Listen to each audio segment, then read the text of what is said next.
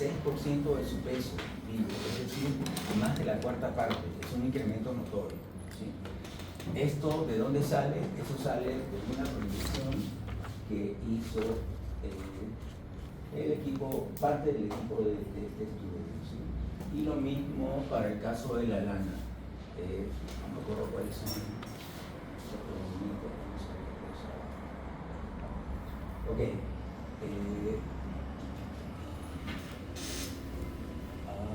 Este precio. No. A ver, lana. Ya, acá dice PR. Esto quiere decir productividad de lana en el escenario SPAU. SPAU es sin proyecto, es 6 libras por unidad de cabeza de ganado.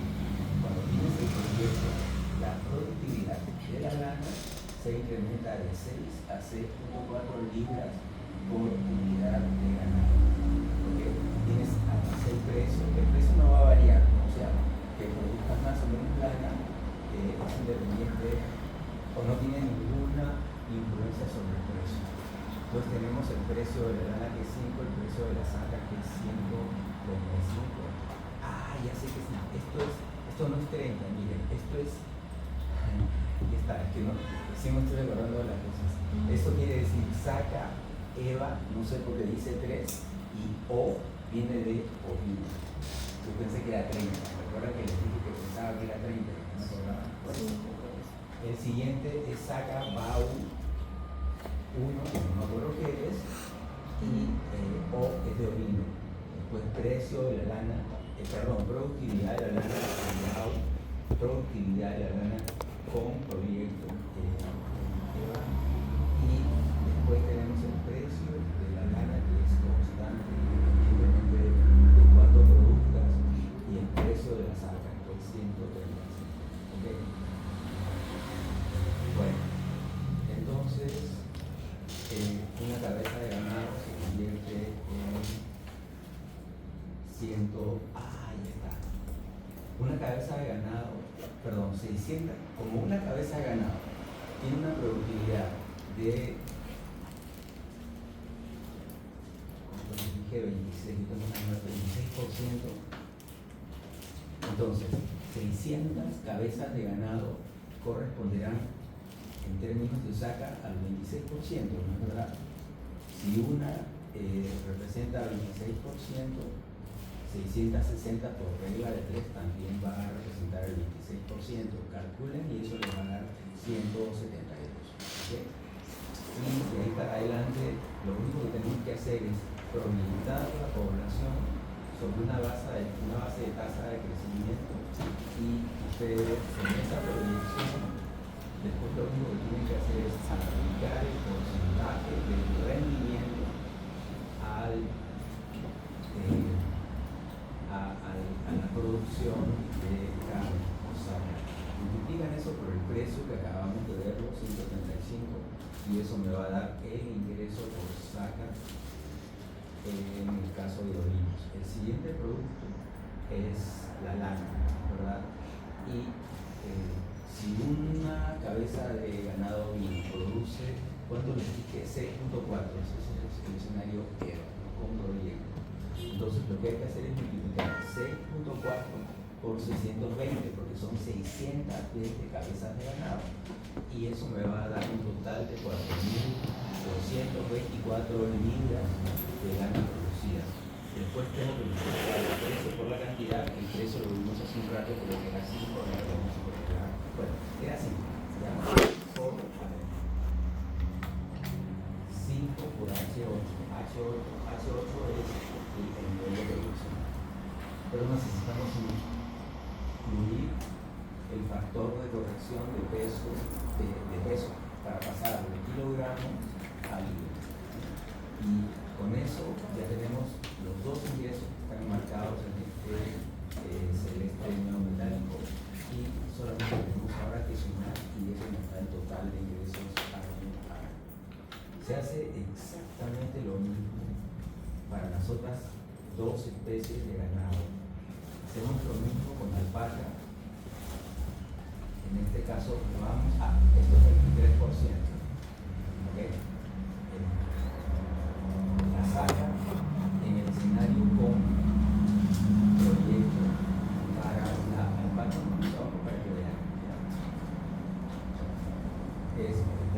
pero miren el salto que queda.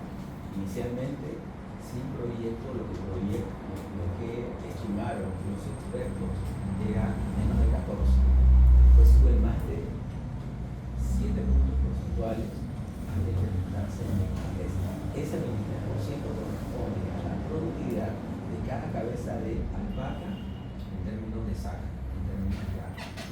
Por eso acá aparece el 23%. Entonces, si tenemos 376 cabezas de ganado, eso equivaldrá como a 86 en términos de productividad. ¿Sí? Por regla de 3 simples. Si una cabeza de ganado me rinde 23%, 376 me van a rendir igual, el 25%, ¿sí? Ok. Y hacemos eso, lo único que necesitamos ahí es ver la tasa de incremento poblacional. Ustedes pueden ver que hay años en los que en vez de haber crecimiento hay decrecimiento, pero esas son las predicciones que hicieron los expertos. Y vemos cómo los números van variando. Recuerden que hay en un momento una tasa fuerte de decrecimiento. No me acuerdo qué se ya. De todas maneras, yo no soy experto en esa materia. Ok, entonces ya tenemos el volumen producido, la cantidad producida. Nos falta el precio, ¿verdad? Y el precio está acá. Vamos a ver a cuánto equivale bien. Ahí. P8. P8 es justamente el valor que acabamos de dilucidar en Q. Vamos a ver ahora cuánto equivale el precio. El precio es equivalente a 160. Obviamente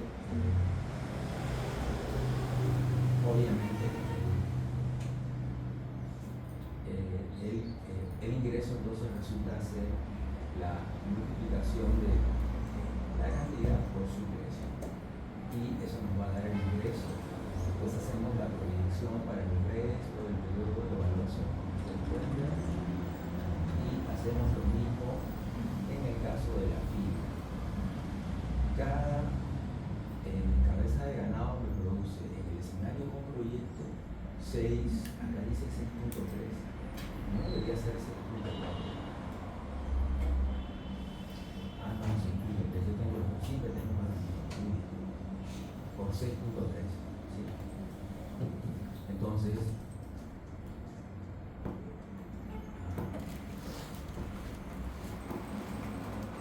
vamos a hacer una pequeña. Está bien, sí. Está bien, seguimos. No me vale. Entonces, si yo sé que cada cabeza de ganado me rinde 6.3 libras, lo único que tengo que hacer es multiplicar 6.3 por el total de cabezas de ganado, y eso me va a dar el total de la producción que aparece en la columna R. Si ustedes proyectan usando la tasa de crecimiento poblacional, ustedes van a tener esta proyección, esta serie, hasta el año número 19. Si después que nos toca simplemente como arriba multiplicar la cantidad producida, vamos a darle doble clic para que aparezcan los datos. La cantidad producida de fibra está en la columna R, eso se multiplica por el precio de la fibra que está abajo, que es 14 soles el kilogramo, perdón, obviamente esto es bien más valioso que la lana de orina. Se dan cuenta de la magnitud del cambio en precio. Y como en el caso de ovinos tenemos que multiplicar eso por el factor de conversión para convertir esas libras en kilogramos.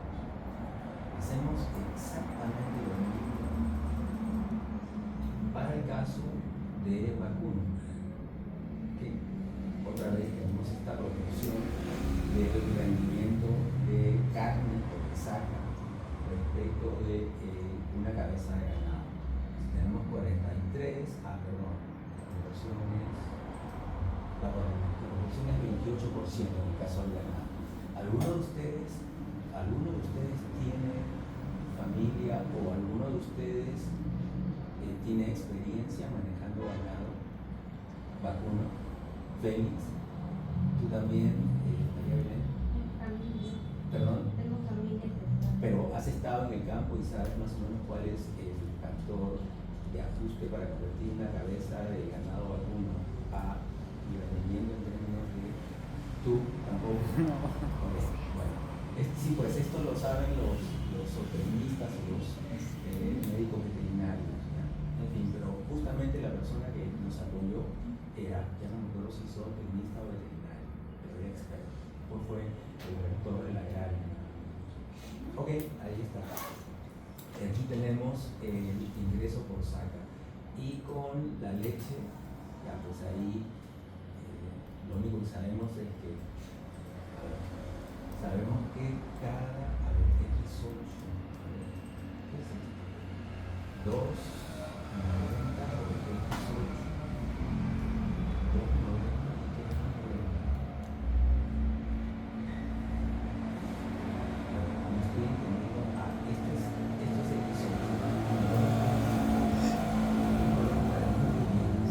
Pero aquí acá no están, bien, acá no están.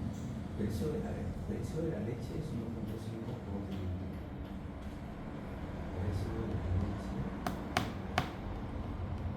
1,5 y el precio de la saca 1.500. Ok, esta productividad no se mide en kilogramos, ¿ya? Esta productividad se mide en términos de proporción del animal que es el factor de ajuste de una cabeza de ganado en el caso de la saca, en el caso de la carne que usamos para convertir animal en pie a animal sacrificado.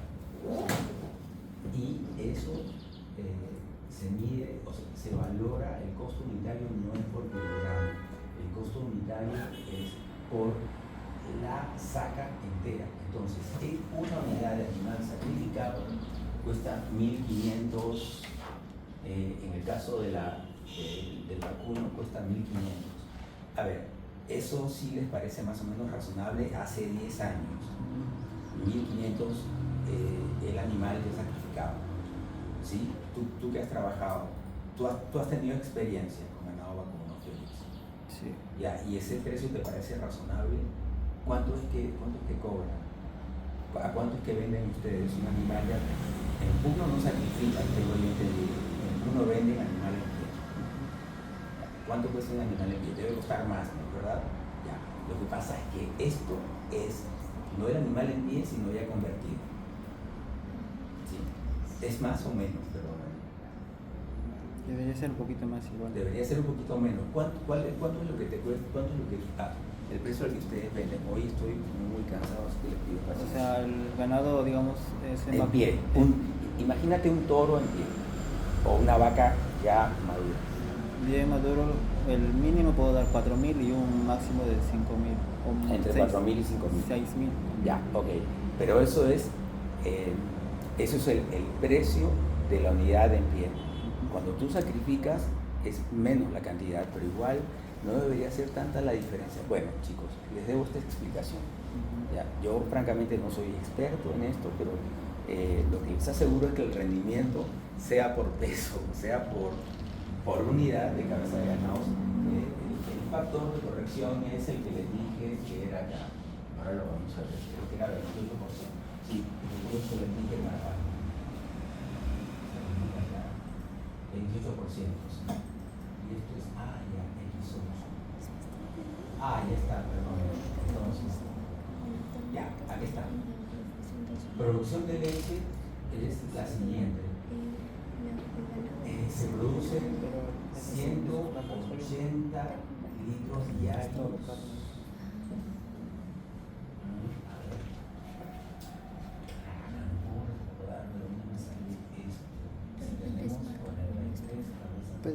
¿Alguien me ayuda?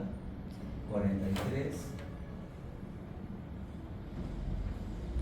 12.470 del libro para el 43, por favor.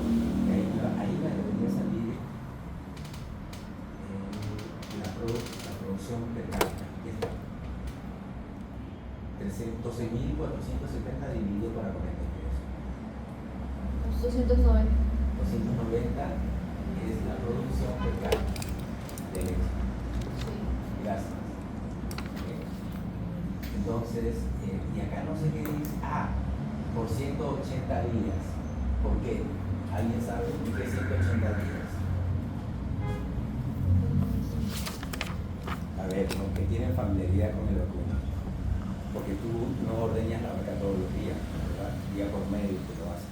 ¿Sí? Por eso, en vez de poner 365 días o 360, se aplica un factor de ajuste de 50%. ¿Sí? Ok. Está. Pues ya tenemos el nivel de producción para las 43 cabezas de ganado en el año 0, el año 2014. Que recuerden, en este caso particular, año 0 coincide con el año 1, porque desde el inicio hay producción, ¿sí? Por la naturaleza del proyecto. Y después tenemos el ingreso. El ingreso es el precio de la leche. A ver, seguimos acá, yo sigo recodificando. AB8 es la producción total multiplicado por su precio, y el precio de la leche tiene que estar abajo efectivamente 1.5. Y ahora, ¿por qué se multiplica por 2?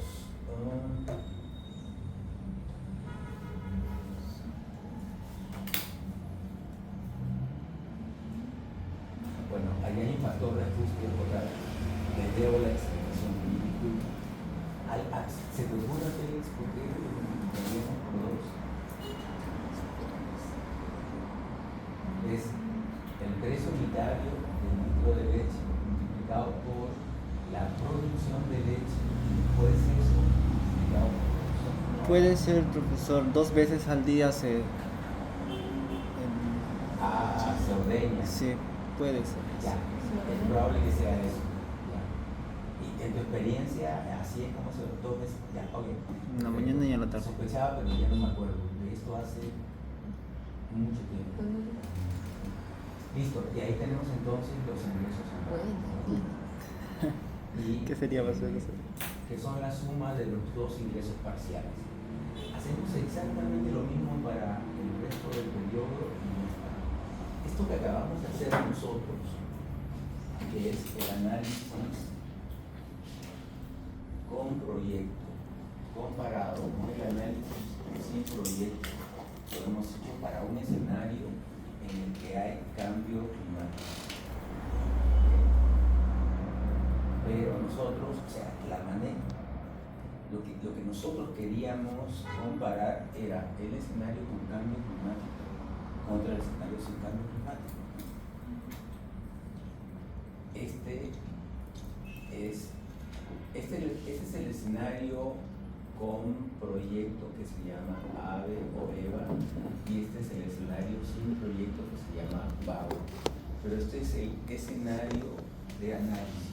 El escenario climático es con proyecto o sin proyecto. Perdón, con cambio climático o sin cambio climático. ¿Ok? Entonces, lo que yo acabo de mostrarles es el resultado del análisis comparativo de los escenarios de evaluación con proyecto, es decir, con la medida de adaptación y sin la medida de adaptación, cuando tenemos un escenario climático en el que efectivamente hay cambio climático. Pero eso lo tenemos que comparar con un escenario que no habría. ¿Sí? Ahora, este escenario es hipotético. Este otro escenario climático es el que ustedes van a ver abajo. Ustedes van a ver dos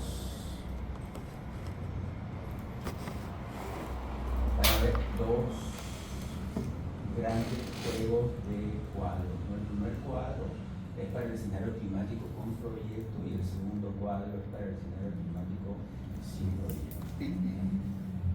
¿Sí? Escenario climático con cambio climático y escenario climático sin este problema. Ahora, ¿por qué lo hacemos? Porque no parece muy intuitivo, ¿no? Lo que pasa es que los análisis de los análisis de los estudios ecológicos que nosotros consultamos siempre hacían la proyección, por ejemplo, de el rendimiento de los pastos en escenario sin cambio climático y en escenario con cambio climático, ¿okay?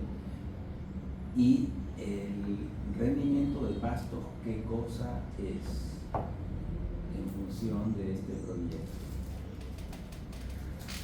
¿Qué son los pastos? ¿Se acuerdan? Es que con ustedes no he hecho el primer estudio de caso. ¿Pero qué es el pasto en esta medida? Están cerquita, pero ¿qué tipo de insumo? Es un insumo, sí, pero ¿qué tipo de insumo? Es uno muy específico. ¿Fuerte? ¿De qué? Sí, pero hay una manera más sencilla de decirlo. Es alimento también. Claro, acaba siendo un factor de producción, es verdad, pero es uno que normalmente no se computa como factor de producción. ¿Sí? Muy bien, ya está. Entonces, con eso podemos ir al análisis costo-beneficio social. La pestaña ACBS quiere decir análisis costo-beneficio social. EVA es con proyecto, ¿sí? Con la medida de adaptación al cambio climático en el escenario climático en el que efectivamente se da el cambio climático. Ahora, ¿de dónde salen las proyecciones de rendimiento de cabeza de ganado para cada una de las especies en ambos escenarios, con cambio climático y sin cambio climático? Eso sale de los estudios que les acabo de mencionar. Creo que les dije en la clase pasada que pocas veces en mi vida he visto estudios tan detallados de línea de base ecológica, no solamente ecológica, económica y social, realmente espectacular el esfuerzo que hicieron. Ya está. Entonces, con eso, ¿qué nos toca hacer?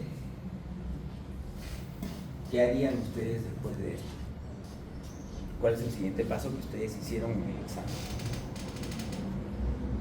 En la clase pasada que vimos costos, ¿verdad? Ahora acabo de mostrarles el flujo de beneficios a lo largo del tiempo.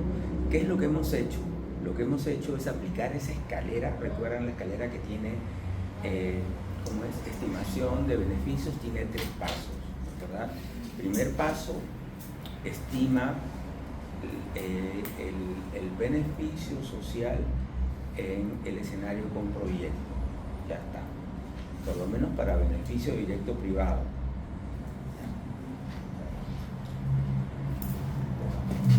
En la clase pasada ya vimos el primer componente, costos. Eso ya está. Ahora lo que vamos a hacer es tratar de llenar, ya vamos a ver el resultado de haber llenado mi pestaña análisis costo-beneficio, donde yo calculo los índices de rentabilidad. ¿Sí? Okay. Entonces aquí debo tener, arriba costo social y abajo beneficio social. El primer componente del beneficio social es lo que hemos llamado beneficio directo privado, y eso es básicamente precio por cantidad, es decir, ingreso. Eso ya está calculado. ¿Qué tenemos que hacer ahora? Tenemos que pasarlo a nuestra plantilla. Exactamente lo mismo que ustedes hicieron en el parcial, solamente que acá tenemos una matriz mucho más gordita y tenemos un caso de la vida real. ¿Sí? ¿Y qué nos faltaría? Nos faltaría el beneficio social, el beneficio externo, ¿ya? Nos faltaría la externalidad positiva. Ahorita la vamos a practicar. Por supuesto, 3 va a ser el beneficio social. Esto debería hacerse para el escenario con proyecto y para el escenario sin proyecto. ¿Sí?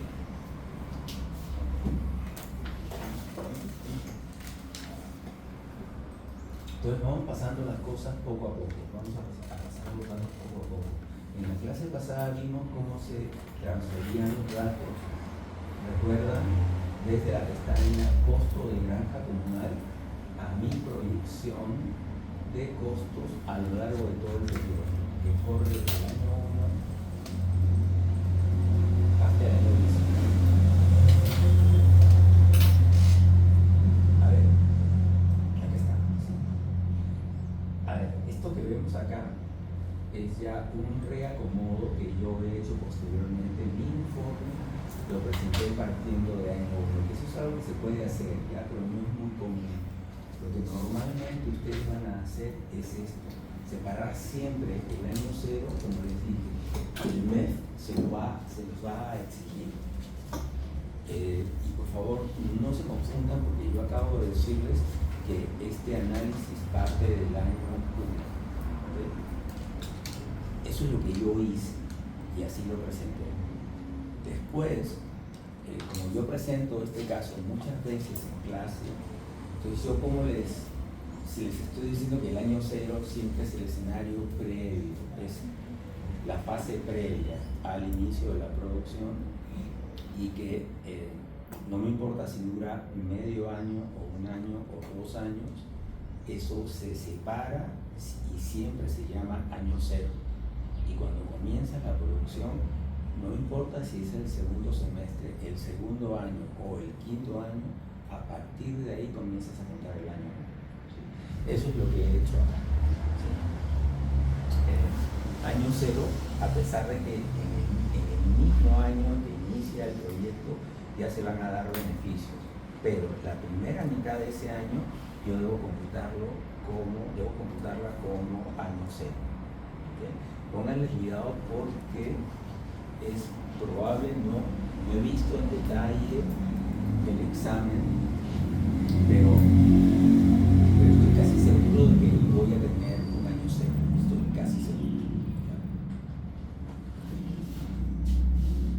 Esto, el propósito de detallar esto es para que no se confunda.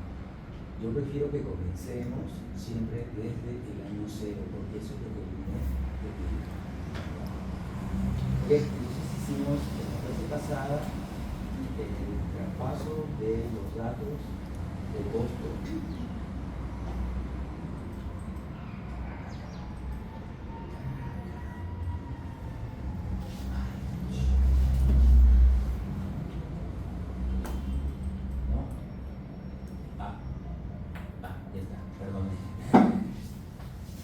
componente 1, costos, ¿verdad? Ya eso lo llenamos en la clase pasada. Estamos ahora en el segundo componente, beneficios. Y en beneficios tenemos en primer lugar el beneficio privado. ¿Sí? Pero mismo que tenemos acá, tenemos beneficios derivados de servicios ecosistémicos. ¿Okay?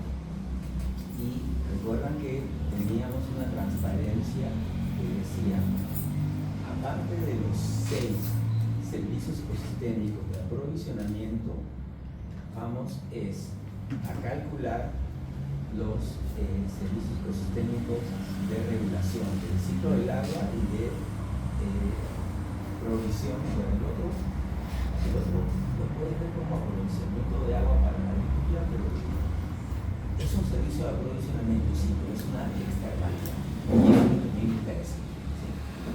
Ok.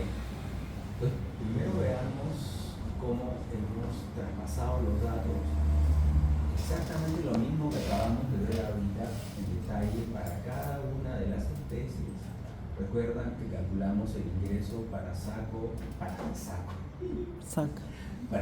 de ovino, lana de ovino, saca de alpaca, fibra de alpaca, saca de vacuno y leche de vacuno, ¿no?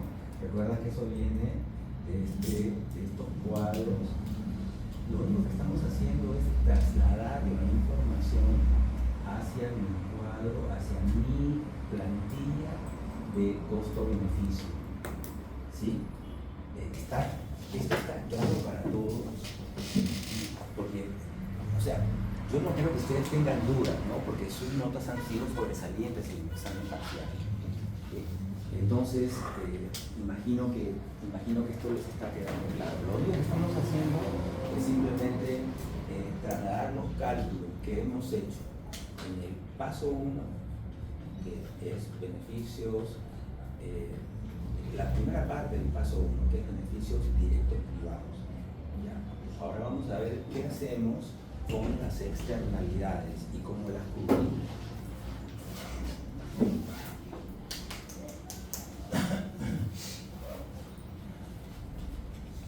Perdonen los sonidos, pero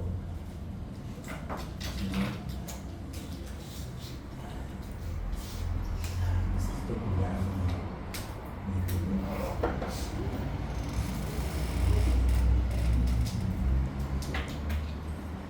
Vamos a ir un poquito rápido ahora porque ya vi que el tiempo nos está dando. Miren, ¿dónde estoy? No estoy acá. Entonces ya entendemos bien qué son los beneficios directos privados, aquí están los beneficios privados directos. Beneficios directos privados. En el marco de esta consultoría me pidieron que yo armase una tipología de beneficios. Y ahí tenemos los beneficios derivados, que serían beneficios directos, ¿o no? No. ¿Por qué? Porque te lo da la misma naturaleza, puede ser de esta manera positiva. Claro, para que sea directo, Tiene que beneficiar al público objetivo. El proyecto. y no beneficia al público. No. A ver, agricultura, agua para agricultura está un río abajo, aguas Sí. abajo del río, ¿verdad? Y tampoco es el propósito del proyecto de la medida de adaptación. Almacenamiento de carbono tampoco, por más que el proyecto sea un proyecto de adaptación, el proyecto quiere buscar generar resiliencia de la población a través de mejorar la productividad y por lo tanto ponernos en mejores condiciones para resistir al cambio climático, los efectos adversos.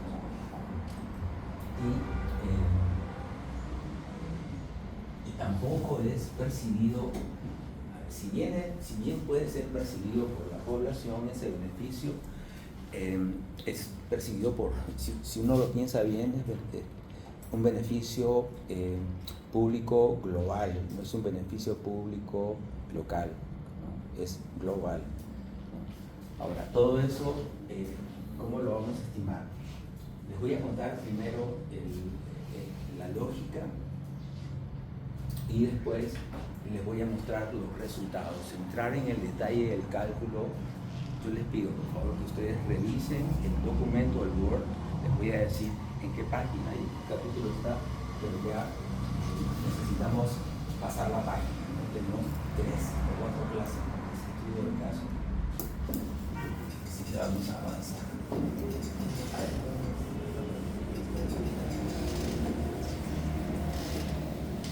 De manera conceptual, ¿ya? ¿Qué necesito yo para calcular el ingreso? Necesito el volumen y eso lo multiplico por el ingreso. ¿Okay? Ahora ya no estamos en la dimensión de un bien transable en el mercado. Esto es un beneficio directo privado. Estamos ahora en el caso de una externalidad positiva. Yo siempre voy a requerir obtener la cantidad, la dimensión biofísica, es decir, el nivel de producción.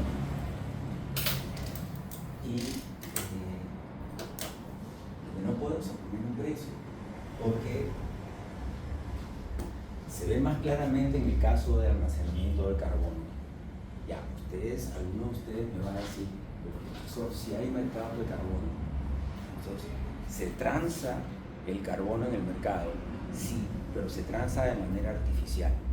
¿Okay? No es un mercado, o sea, el carbono, el ciclo de carbono no puede definirse como un bien público, perdón, como un bien privado. Lo único que haces es privatizas una parte, ¿verdad?, de ese ecosistema, y esa parte que está privatizada, ahí observas que hay transacciones, pero el servicio de regulación del ciclo del clima es por definición un bien público, y es un bien público global. A ver, les voy a explicar con un ejemplo bien bonito y que funciona muy bien, ¿ya? Pago por servicios ambientales es un esquema, pero no quiero explicar. En Estados Unidos, yo trabajé, recuerden, 10 años casi para el gobierno de Estados Unidos, ¿verdad? Y ellos tienen todavía, bueno, no sé si con Trump eso va a seguir, pero la Agencia de los Estados Unidos para la Protección Ambiental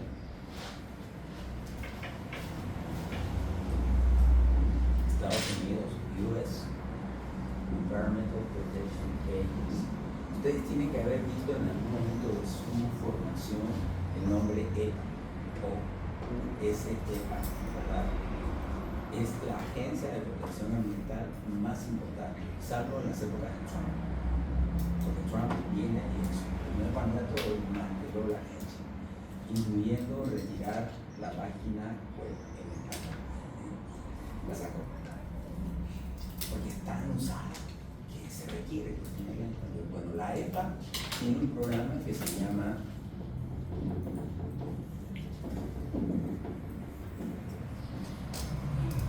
Acid Rain Program, programa de lluvia ácida. Lluvia ácida se refiere a un fenómeno que sucede cuando tú disparas. Alguien ayúdeme, no me acuerdo si es SO2 o SO. Alguien googlee, por favor, por mí, para mí, googlee lluvia ácida y indíquenme cuál es el gas que provoca la lluvia ácida. No me acuerdo si es anhídrido sulfuroso o dióxido de azufre. Es dióxido de azufre. ¿Tú ya lo sabías? Sí, no te explicaron, Ya, ok, gracias. Bueno, SO2. Sí. Entonces, cuando esto es emitido a la atmósfera, lo que hace es que carga las nubes con este gas, que es un gas bastante dañino, que daña no solamente a la salud, sino también a la agricultura. Entonces, es un gas tan pernicioso que en Estados Unidos, junto con otros que ahorita no puedo recordar, forma parte de un grupo de contaminantes que son, como son los más peligrosos, están seleccionados, son como 3 o 5, ahorita no me acuerdo de todo. Y reciben un nombre, contaminantes criterio. Es HERA, ¿ya? Entonces, como es tan importante, lo que hicieron en los Estados Unidos, lo que propuso la EPA es pura economía ambiental pura. Lean el caso de la lluvia ácida, si todavía sigue en español, una parte de la página web de EPA, les sugiero que busquen programa de lluvia ácida. Se llama también CAP and Trade. CAP significa gorrito, ¿verdad? Trade es transacción. CAP es límite y trade es puedes transar.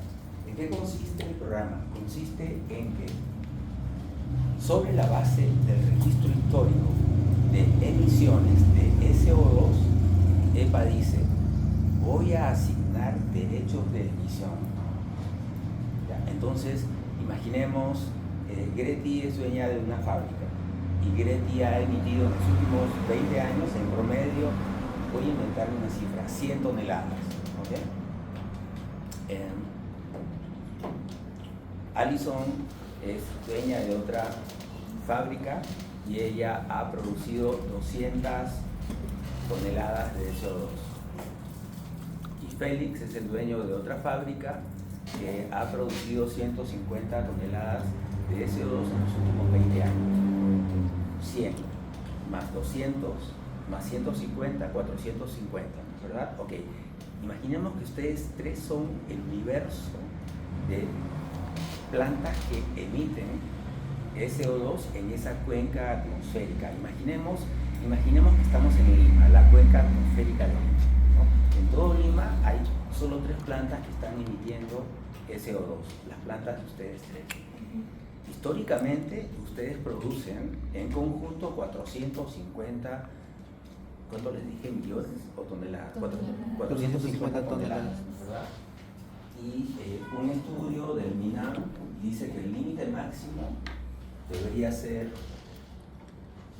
300. ¿Ok? 150. 300 es lo que suma la producción de Greti y Allison. ¿Y qué pasa con mi pata Félix? ¿Se queda afuera? Que lo cierre. Que lo cierre. Que lo clausure. No, pues, porque si Félix es un empresario realmente con espíritu animal, como dice Keynes, ustedes han leído Keynes, ¿no? A John Maynard Keynes, y él habla del espíritu animal, ¿verdad? Si Félix es un empresario con espíritu animal, él se va a chorar conmigo. Yo soy la autoridad, soy el Ministerio del Ambiente, y digo que ya no se puede producir más de 300 porque causan mucho daño a la población y a la producción agrícola, imaginando que hay producción agrícola. Entonces, ¿qué voy a hacer? Lo que tengo que hacer es, alguien adivine, 30 de 45, ¿cuánto significa en términos porcentuales? Debe ser como 66%.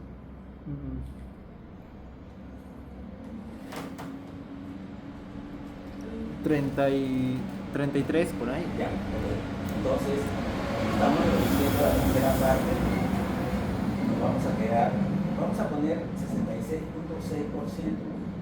Ok, estamos reduciendo una tercera parte y ahora el total que se permite es 2/3 partes, ¿verdad? Esas 2/3 terceras partes yo las voy a aplicar de manera alícuota a cada uno de ustedes. Entonces, tú antes producías 100, ¿verdad? Ahora tienes que producir 2/3. ¿Por qué?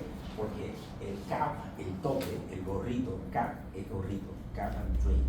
Cap, el tope es 300. Tú produces 2/3 partes de 100. Tú vas a producir 2/3 partes de 200 y tú vas a producir 2/3 partes de 150, de 100, ¿verdad? 150, perdón. Entonces todo eso va a sumar efectivamente 300 si hacemos el cómputo, ¿ya? ¿Y qué es lo que estoy haciendo? Yo como autoridad ambiental, sobre la base de sus registros históricos, les estoy diciendo, este es el tope que cada uno de ustedes va a producir. Tú vas a producir 66.6 toneladas de aquí. Tú vas a producir el doble, ¿no es verdad? Ayúdenme a alguien, 134, 133. 133.2.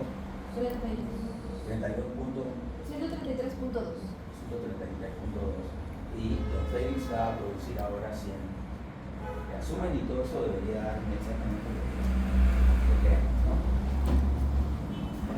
Pero yo les voy a decir lo siguiente: les asigno un derecho, les asigno el derecho de que ustedes emitan a lo sumo esas asignaciones que acabo de darles, ¿verdad? Pero resulta que Greti es muy eficiente y trae un proceso innovador que le ayuda a reducir las emisiones. Entonces ya no va a producir 66 toneladas al año, sino que ahora reduce a la mitad porque trajo tecnología más limpia. Le queda 33.3, ¿verdad? Y resulta que mi pata Félix es el menos eficiente del grupo y no quiere invertir, es recontra tacaño, ¿ya? Y no quiere invertir. Y su maquinaria es recontra obsoleta y cada año se pone menos eficiente, ¿ya? Y resulta que al año siguiente ya no va a producir 100 toneladas, sino que va a producir 150. Y asumamos que doña Ashley se queda con su mismo nivel de producción de gas.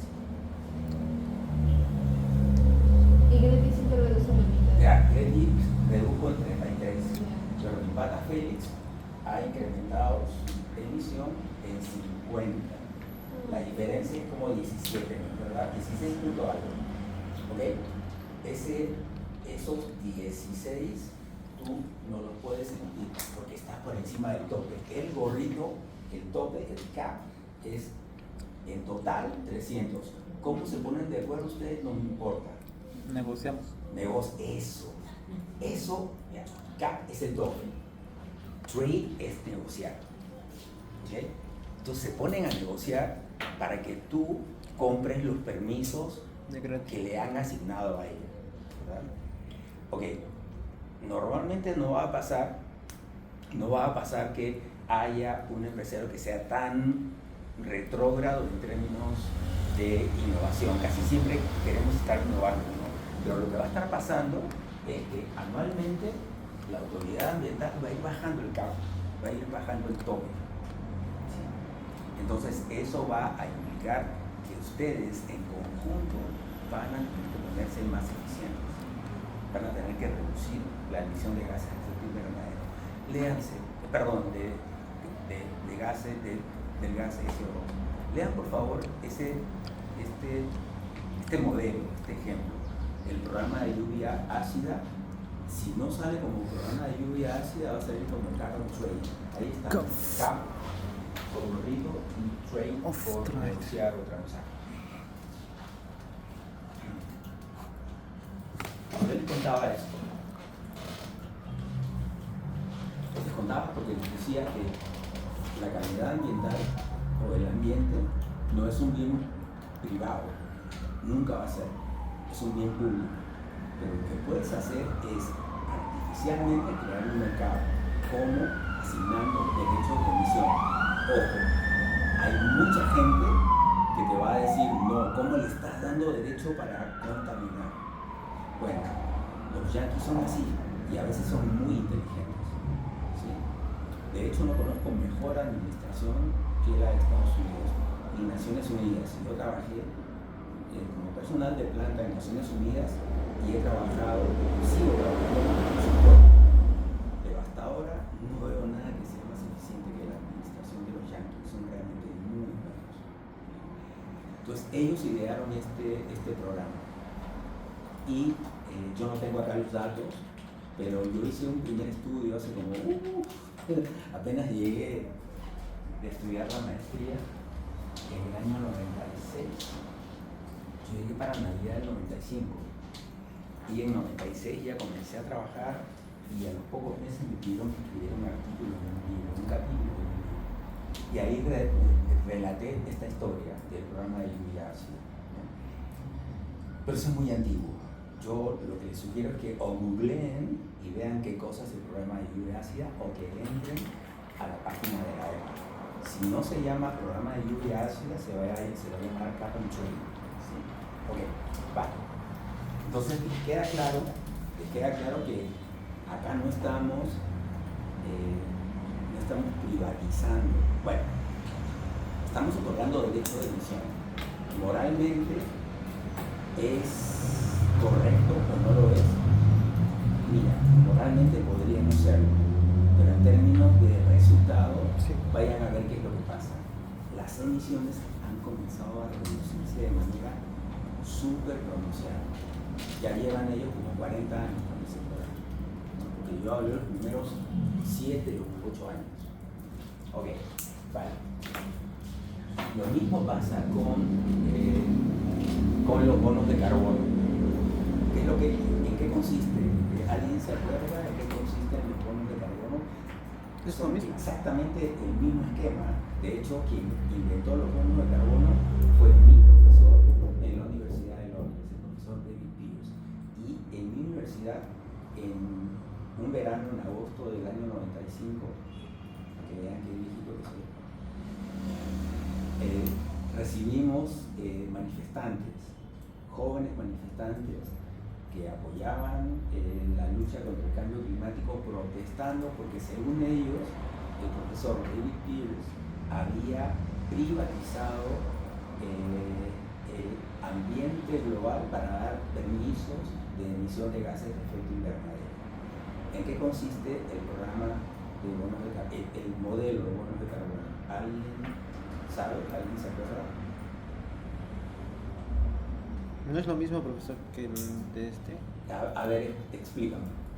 Entonces, una empresa emite dióxido de carbono, pero esta empresa no puede hacer, entonces tiene que comprar, invertir o reforestar en otro lugar. Muy bien, Félix.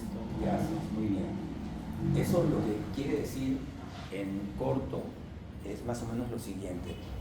Félix es un empresario italiano que tiene su empresa que emite muchísimos gases de efecto invernadero, CO2. Y él lo que observa es que reducir la emisión de gases de efecto invernadero en su planta en Italia le cuesta, vamos a pensar, tú quieres reducir tu emisión de 150 era lo que tenías inicialmente, Sí. de 150 a 100. Eso le va a costar $1.000 millones. Estoy inventando los números, ¿verdad? Pero resulta que él puede compensar esas emisiones comprando bonos de carbono a través de invertir en un proyecto de reforestación que comprobadamente capture exactamente los mismos 150 millones o 150 toneladas, ¿no? 150 toneladas que él está emitiendo de gases de efecto invernadero. Entonces, si él hace un proyecto de reforestación en la Amazonía peruana, por ejemplo, ese proyecto no le va a costar $1.000 millones. Le va a costar, el cálculo del profesor Pierce fue, le va a costar 15 veces menos en promedio. ¿Ya? Te vas a ahorrar un topón de plata. Y el resultado va a ser el mismo para todos los fines prácticos. Eso es moralmente plausible, tiene sus pros y sus contras. Pero, bueno, hasta ahora, en mi opinión, me mataría el profesor si se levanta de su tumba. Hasta ahora no hay ninguna evidencia de que eso esté funcionando. Lluvia ácida sí hay evidencia. Gases de efecto invernadero no. ¿Por qué? A ver, una respuesta. ¿Por qué? Porque es difícil de medirlo a nivel global, de cuantificar. Entonces, sí, muy bien, Susana. Entonces no hay. Porque una cosa es que tú monitorees en una cuenca pequeñita, la cuenca de Lima. El ejemplo que yo les puse era el de la cuenca de Lima, ¿verdad? Ahí se puede hacer monitoreo, ¿no? Ahí se puede hacer monitoreo de cumplimiento y además, como es tan pequeña la cuenca, son pocos los actores. Hacer eso a nivel global es muy difícil. ¿Ya? Okay. Entonces, ¿qué es lo que vamos a usar para Profe, les ha quedado claro esto, ¿verdad? bonos de carbono no es eficiente, dijo. ¿No está siendo eficiente? Sí, o ¿Tú sea, qué crees? yo no sé. ¿Qué es lo que pasa con No el explico. fenómeno del cambio climático? ¿Qué pasa con las emisiones? Se incrementan, se cae la sostenibilidad. Si fueran eficientes, a ver, tampoco hay que echarle la culpa, ¿no? Porque bonos de carbono solamente impactan sobre una minucia de la atmósfera, entonces su aporte es realmente marginal. Entonces, si tuvieran algo de aporte se notaría, pero es muy poco lo que aportan. Y lo otro es que es difícil hacer que eso. Ok, ¿dónde estábamos? Estábamos acá. Bueno, toda esta historia se las he contado. Ya ustedes sabían la historia esta del programa de lluvia ácida, ¿no? Ya, bueno. Espero que haya sido más o menos novedoso para ustedes y sobre todo más que novedoso les haya ilustrado cómo es que funciona esto, ¿no? Y lo mismo pasa con el pago por servicios ambientales. Eso sí se puede aplicar a cuencas. ¿Qué creen que ha pasado? ¿Ha tenido éxito o no? No hay ninguna evidencia de que haya sido exitoso. Comenzando por las experiencias en el Perú. Ok, listo. Estamos ahora en el caso de carbono, CO2. Y por supuesto se puede calcular cuánto retiene la biomasa, ¿verdad? Sea que se trate de árboles, sea que se trate del suelo, o sea que se trate de los pastos o los arbustos. Se puede medir eso, y de hecho se ha medido. Entonces, lo que nosotros obtuvimos fue la medición de la retención o secuestro de carbono, secuestro de CO2 por pastos nativos en una zona totalmente semejante a la zona del estudio. La zona del estudio, ¿recuerdan dónde era?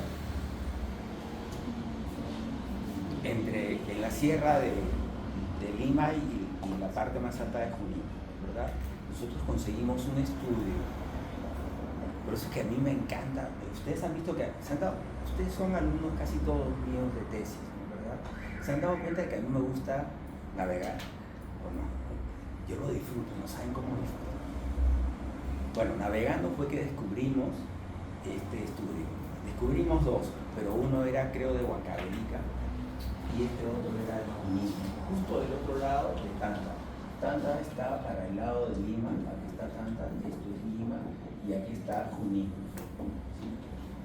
Entonces, el estudio que encontramos era de esta parte, pero para todos los fines prácticos, en términos ecosistémicos, eso es comparable. Los dos lugares son comparables. Entonces, ¿qué encontramos aquí? Encontramos que el estudio nos decía, no me acuerdo ahorita, vamos a ver, ¿ya? El estudio nos dijo que se repite los pastos nativos, primero porque son fenotípicamente mucho más grandes, mucho más robustos que los pastos exóticos, ¿no? Y además porque están, entre otras cosas, adaptados a los climas elevados, de altura elevada, muy fríos, ¿no? Y secos. Entonces, imaginemos que, me voy a inventar la cifra ya, que los pastos nativos ahorran 10 toneladas de CO2 equivalente. ¿Por qué equivalente? ¿Alguien sabe por qué se llama CO2 equivalente? Porque contiene otros gases que están convertidos a CO2. Claro. ¿Qué otros gases tenemos? Tenemos Metano. el metano, que es bien más potente, como 30 veces más potente. O sea, su capacidad de calentar el planeta es 30 veces mayor que CO2. ¿No? Pero el metano son 9, no me acuerdo cuántos, son 3. ¿Ya? Pero los más importantes, los que más se monitorean son CO2, dióxido de carbono y metano, H2SO4. ¿Alguien me ayuda a escribir metano? O H4, ya, ayúdenme. CH4, yo sabía que a mí me iba. Ok, genial. Listo. Entonces, imaginemos que una hectárea de pastos nativos similares a los que hemos usado en la localidad donde estamos haciendo el estudio de la medida almacena 10 toneladas de carbono equivalente. ¿Sí? Y ahora no me acuerdo, yo tengo muy mala memoria, ustedes saben, no me acuerdo cuántas hectáreas fueron intervenidas. Imaginemos que hayan sido 1000, creo que fueron como 1000. Entonces tenemos 1000 hectáreas donde sabemos que la producción en términos de secuestro de carbono es de 10 toneladas de CO2 equivalente, otra vez por hectárea.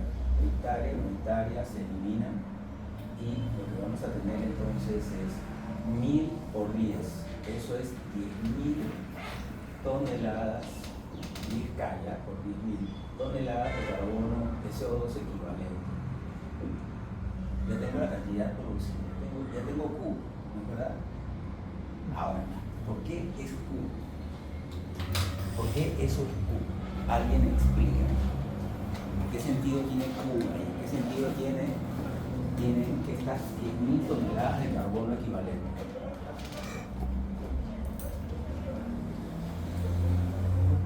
en términos de el servicio ecosistémico de regulación del clima. Ustedes llegan a entender lo que yo escribo ahí, difícil, ¿no? Sí. ¿Esas 10.000 toneladas entre Sí, hectáreas 10K. es lo que se va a recuperar? Exacto. No recuperar, ¿qué es lo que hace? Lo que no se va a recuperar. Es que ese es el truco. Eso es lo que se retiene. Lo que se retiene, ¿a qué equivale?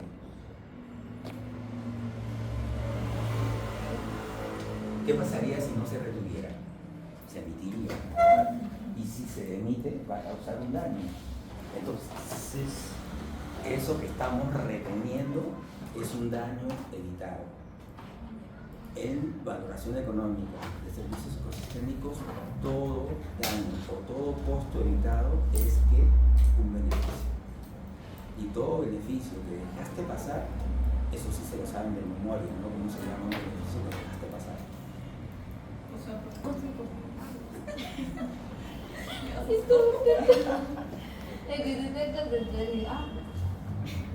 Ok, muy bien. Cata, Estoy grabando. ¿qué nos falta? Acá tenemos ¿Ah? la cantidad, ya está estimada, me estoy inventando los números, 10.000 toneladas de CO2 equivalente en total, es lo que hemos retenido. Esa retención es un daño que hemos evitado, porque es menos emisión de gases de efecto invernadero a la atmósfera, a la biosfera terrestre, ¿verdad? Y entonces esa es la cantidad que nos interesa, que nos falta para tener el cálculo del valor. Ya tienes la cantidad que te falta. Ya, pero acá no se puede hablar de precio, ¿verdad? Tenemos que hablar de un valor económico del carbono.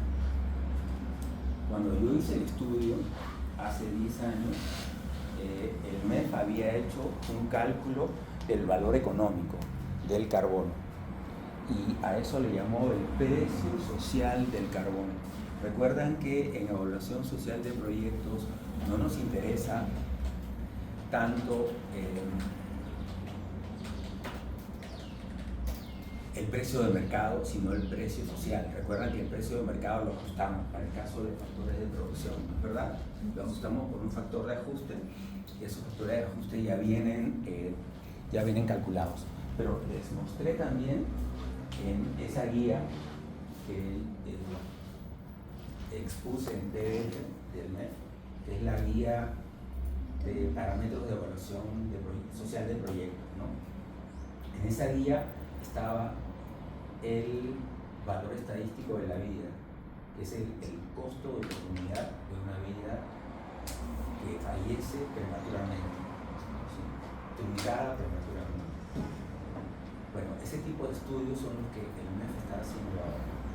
Y pidió hace 8 años un estudio, no, hace un poco más, probablemente 10, un estudio para estimar el valor económico del carbono, para ponerlo como parámetro de la evaluación social de proyectos. Entonces, si es un parámetro, se tiene que llamar precio social. Calculó el precio social del carbono y lo calculó en $7.01 por tonelada de CO2 equivalente.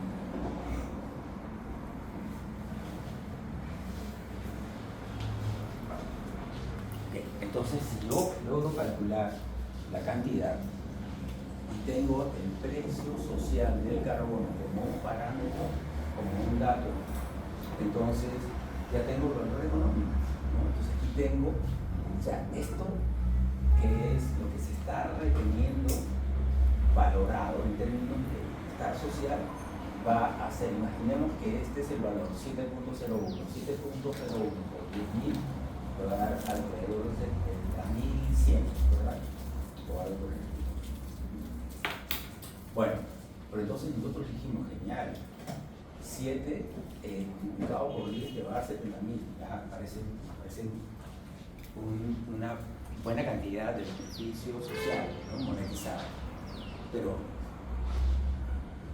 este es el precio social del carbono, tomado de los mercados de bonos de carbono. Pero cuando tú transas el carbono, ese es el precio bruto, no es el precio neto, no es el precio económico. ¿Por qué? Porque para que tú coloques una tonelada de CO2 equivalente en el mercado, vas a tener que gastar una cantidad determinada de dinero. Y lo que nosotros, sobre la base de la experiencia que nos revelaron algunos expertos, lo que hicimos fue, perdón el término, pero todos los economistas lo usan, netear este precio social. Le quitamos el costo de transacción. Y el costo de transacción, otra vez, no me acuerdo cuánto era. Imaginemos que era 3, o imaginamos que era 4. Imaginemos que era 3. Entonces 7.01 menos 3 dólares, eso me da un neto, es decir, un precio económico de 4.01 dólares por tonelada de CO2 equivalente. ¿Sí? Entonces, con eso ya tengo el nivel de beneficio computado como un costo evitado, un daño evitado. ¿Sí? Ya, entonces ese es más o menos el medio. Ahorita les muestro los resultados, ¿ya? Pero lo importante es que comprendamos que lo que estamos haciendo, ¿verdad? ¿Está claro para todos? ¿Sí? ¿Sí? ¿Sale? Entonces, ya, recorrimos el camino para CO2 y nos queda la segunda externalidad.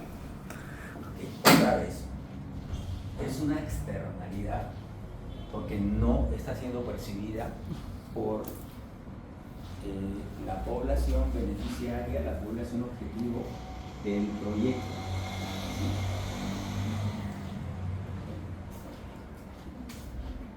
Entonces 0,2 ya está, ingreso ya está. Recuerden que estamos aquí, costo. ¿Hasta qué hora es la clase? Podemos quedarnos hasta las 6. ¿Alguien no puede quedarse hasta las 6?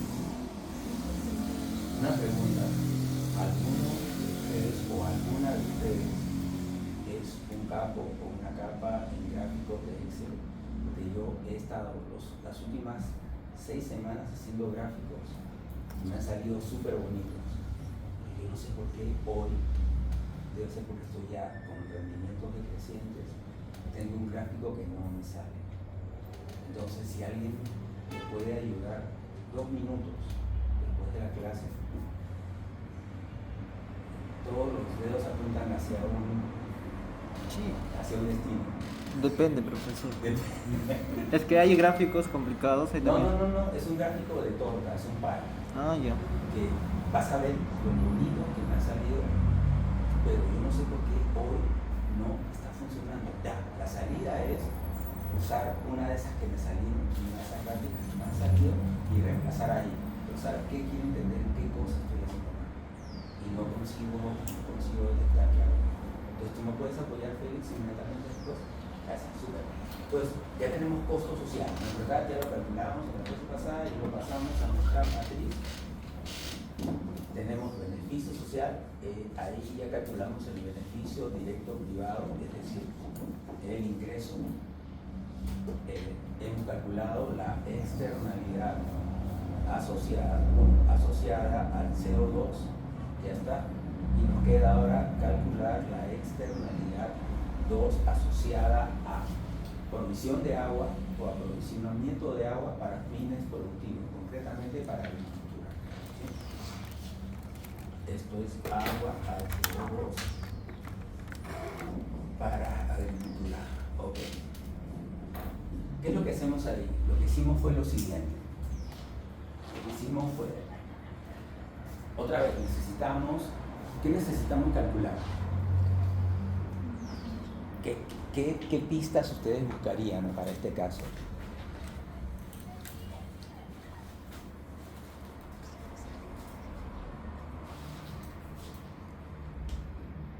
Vieron que arriba buscábamos cantidad retenida de carbono y el precio sombra o el precio económico que el MEF llama precio social del carbono.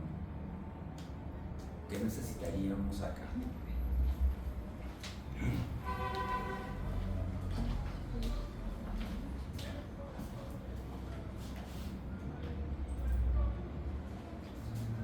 ¿Cómo calcularíamos en el caso de agua la externalidad 2 H2O y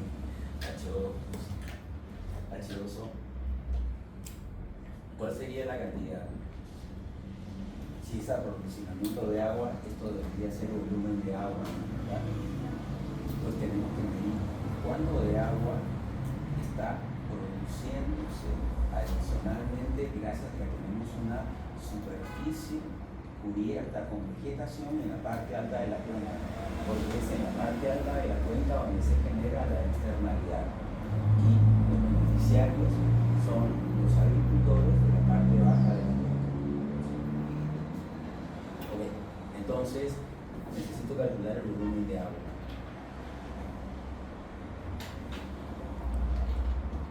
Ahorita no me acuerdo cómo se calcula el volumen de agua, así que me van a disculpar. Mi memoria no va para tanto. Pero lo vamos a ver rapidito ya, o ustedes lo revisan en esa pregunta. ¿Y qué necesitamos ahora? El precio sombra, ¿no? El precio social del agua. Bueno, ¿cómo calculamos el precio social? El agua, o sea, si quisiéramos ponerle el precio de mercado, ¿qué valor usaríamos? Es agua para riego. ¿Alguno de ustedes proviene o está familiarizado con producción en zonas rurales, en zonas agrícolas? Siempre hay una junta de usuarios, ¿no? Junta de regantes, perdón, ¿no? Y todos dan una cuota que se supone es el valor del metro cúbico, no me acuerdo cuál es la unidad de medida de agua, por volumen de agua, ¿no? Pero ese sería un precio ese sería como el precio de mercado. Pregunta, ¿es un precio que para ustedes refleja equilibrio? Porque recuerden, queremos usar precios económicos porque esos son los que supuestamente deberían ser los precios reales, los precios en una economía de libre competencia. ¿Sería una buena señal el precio de la agua? No, porque pagan así, pagan nada, porque eso no está regulado. Entonces está todo totalmente subvencionado, por eso es que se desperdicia tanta agua. Si realmente llegásemos a pagar lo que cuesta el agua, lo que vale, no lo que cuesta, seríamos mucho más ahorrativos, más eficientes. Entonces, acá necesito encontrar el precio sombra o el precio social. No me vale la cuota de la junta de regantes porque no me sirve, es un mal indicador. Entonces, para esto usamos dos métodos, ¿ya? Que no lo usé yo, en verdad, otra vez. Ya hicimos un montón de trabajo de campo para encontrar esta información. ¿Se imaginan la cantidad de veces que me tocó a mí estar en el campo a esas alturas?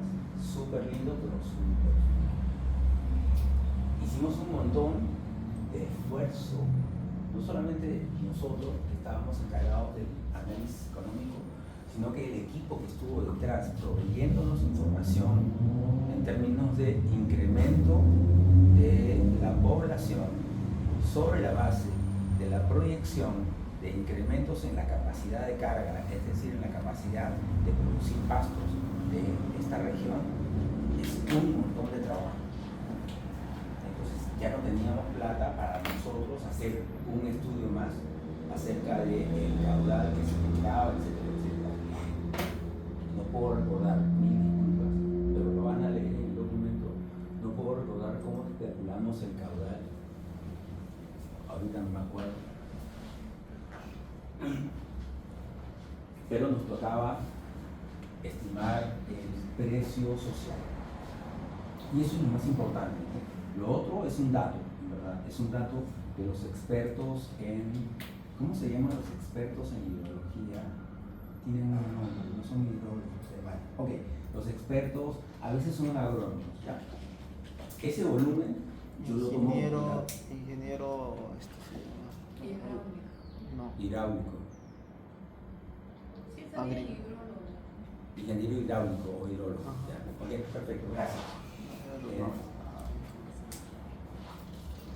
Ok, otra vez, el volumen es un dato para mí. Lo que sí debo calcular yo es el precio social.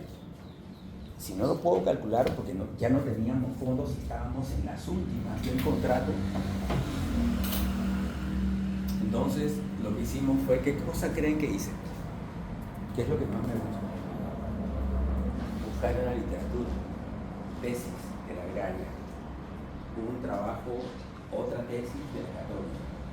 Y encontramos dos tesis, ambas para la cuenca, la parte baja de la cuenca del río Gaudios, en Nahuatl, en Cañete, del valor del agua. O sea, no el precio, sino el precio económico, ¿no? El verdadero valor del agua calculado mediante dos métodos, el método de cambios en productividad y el método, no sé si alguno de ustedes está haciendo disposición a pagar, valoración contingente en este grupo, no, en el otro grupo, en seminario 2 tengo alumnos que hacen. Lo vamos a ver en técnicas de valoración como el último método, ¿sí? Entonces, y es bien bonito, es teóricamente de los más bonitos, valoración contingente. Entonces, gracias a estos dos métodos es que nosotros pudimos calcular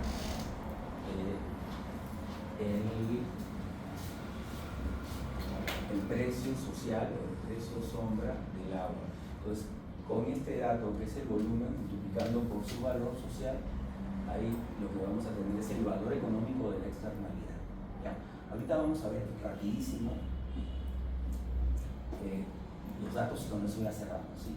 Pero antes de ver los datos, lo que quiero es mostrarles, esto es, miren, la pestaña dice análisis costo-beneficio social EVA es con proyecto, no con la medida de adaptación, y el escenario climático donde sí ocurre el cambio climático. ¿Y qué tenemos al costado izquierdo? ¿Pueden leer? ¿Y alguien puede decodificar para mí? Estoy marcando como el cursor. A ver, fuerte para que me ayuden.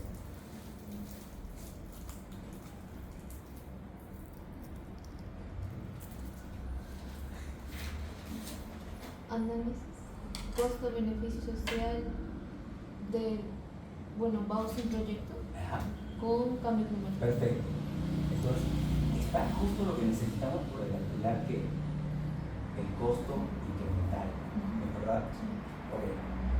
Entonces, el siguiente paso debería ser calcular el costo incremental. Pero bueno, yo, viejo zorro, les voy a mostrar lo que hice. ¿Ya? Al inicio no lo hago. Entonces, ya acabo de mostrarles en detalle cómo se estiman los costos, cómo se estiman los ingresos, de manera un poco más breve, por razones de tiempo, cómo estimamos las externalidades, ¿no? Por lo menos entendemos cómo eso se hace. Y en el examen final yo no les voy a pedir, sí les voy a pedir cómo calcular la externalidad. Sí les voy a pedir. Normalmente eso es un dato, es exacto. En el examen final les voy a pedir que me calculen la externalidad, que sumen la externalidad al beneficio directo privado y que después me calculen los ¿qué? Que me calculen los indicadores de rentabilidad. ¿Ya? Es decir, que me armen la matriz completa y que me calculen los ingresos y las externalidades. Pues no va a ser complicado si asisten a clase, porque en clase ustedes van a tener la clave para resolver la externalidad, para calcular. ¿Ya? Profesor, ¿pero nos dará datos o Perdón, nos va a dar datos? les voy a dar, no se imaginan la cantidad de datos en volumen de millones de soles. El proyecto que van a evaluar es un proyecto de 700 millones de soles. ¿Es para el examen final, profesor? Sí. Y si es una externalidad negativa, si eso se suma en la estructura de costos. Yo no he dicho que es una externalidad negativa, No. yo dije que es una externalidad. Y es Pero- más, acabo de decir que va a ser una externalidad positiva. Pero en el caso de que fuera negativos en otros escenarios, He encontrado en proyectos ambientales solamente un ejemplo o dos en los que hay costos externos negativos. ¿Quieren que les cuente? En la próxima les cuento, ¿ya? Hazme recordar y te cuento, porque si no nos vamos a distraer, ¿ya? Acabemos con esto. Pero sí hazme recordar, por favor, Rosalina. ¿Sí? Está en el mismo documento, además, ¿ya? Oye. Pues ya vimos cómo calculamos, después cómo trasladamos los cálculos para el escenario climático donde ocurre este fenómeno y el escenario en el que el cambio climático no ocurre. ¿Sí? Y con eso yo debería tener lo que me interesa, que es el beneficio, o sea, arriba, a nivel de costos, para el escenario con proyecto, tendré los costos sociales con proyecto, para el escenario sin proyecto tendré los costos sociales sin proyecto. Y esto me va a dar el costo marginal o el costo incremental, ¿verdad? Después voy a tener beneficios con proyecto y sin proyecto, y eso me va a proporcionar que el beneficio social marginal. Y después puedo calcular lo que en la plantilla, en el modelo básico para análisis financiero, es decir, análisis privado, se llama flujo de caja. Acá no podemos hablar de caja. Hay una parte que es caja, pero el resto no es caja. Las externalidades no son caja, porque no se transan en el mercado, no son ingresos. ¿Sí?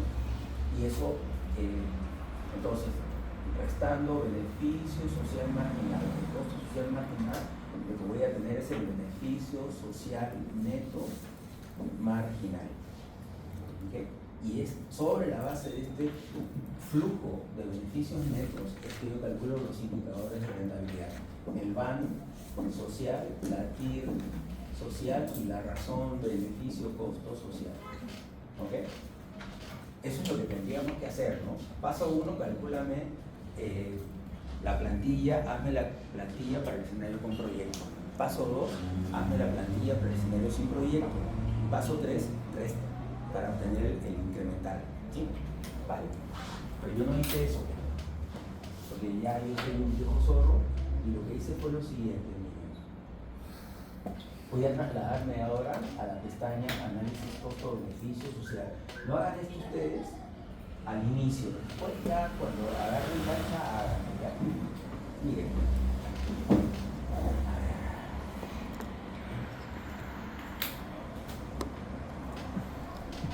Aquí tengo el BAN en soles. No lo calculamos en dólares y lo voy pasando ya a soles. El BAN en soles, BAN en dólares, olvídense. La tasa interna de retorno social, el BAN social también, y la razón de beneficio costo. Como nos pedían solamente que calculásemos el BAN, entonces yo puedo saltarme el tercer paso. Cuando me piden solamente el BAN, yo puedo obviar el paso 3, que es la resta, ¿no es verdad? Para obtener el margen. ¿Por qué? Por lo siguiente. Creo que voy a escribirme acá. Entonces yo tengo, además calculado el BAN, estoy ahora en la pestaña del análisis costo-beneficio social sin proyecto, ¿no? Y ahí tengo también su propio BAN en soles, su tasa interna de retorno que es grandísima, y después tengo la razón beneficio-costo. Miren que los indicadores porcentuales son mejores incluso que los indicadores proporcionales, que son TIR y TIRS en este caso, y razón beneficio-costo. Pero ¿qué pasa con el BAN? Es 2 millones contra 600.000.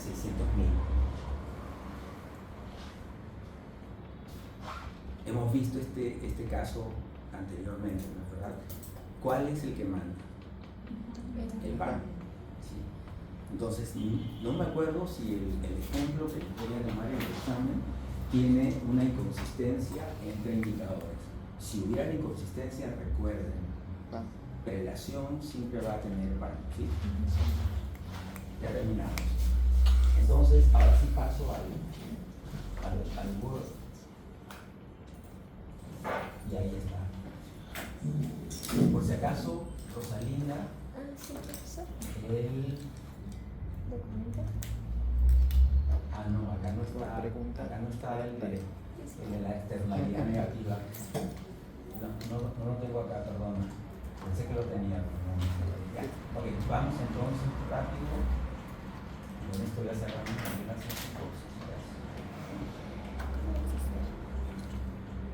Parece que no está uno igualito, pero Aquí están los cálculos, por si acaso. Todo esto que yo les he explicado con el Excel está todo explicado aquí, redactado, y no con las sábanas que aparecen en el Excel, sino que están, son pantallas más pequeñas de Excel. Vamos a ver. Y aquí está el resumen de todo lo que les he dicho. Cómo se pasó. Ay, perdón, no iniciaba. Otro estudio de caso. Aquí estamos, sí, ordenamiento ganadero. Este es el cuadro que ya había visto hace un rato. Aquí están exactamente lo que yo les he contado de esa plancha de cálculo del ingreso. Está acá resumido, ¿sí? Recuerda que yo les decía 26 en el caso de la saca, el rendimiento con 100 de cabeza de ganado contra 18.1 en el caso del escenario de proyectos, etcétera, etcétera. Y aquí tenemos el cuadro consolidado. Miren, están las fórmulas para cada uno de los valores sociales que hemos encontrado. Para los ingresos están acá y para las externalidades están acá. Ustedes tienen todas las fórmulas acá. ¿Sí?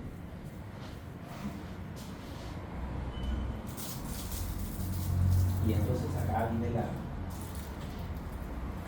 la palomillada.